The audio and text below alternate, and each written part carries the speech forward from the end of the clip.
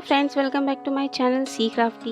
आज मैं आप सभी को ऐसा टी लाइट कैंडल होल्डर बताने वाली हूँ जिसका मार्केट वैल्यू काफ़ी कॉस्टली होता है और हम उसे लो कॉस्ट में बनाने वाले हैं। इन मटेरियल में से कुछ चीज़ें तो आपके घर में ही मिल जाएंगी। चलिए स्टार्ट करते हैं। मैंने यहाँ एक कोई भी चूड़ी ली हुई है जिसे मैं ऊन से लपेटना शुरू करती हूँ।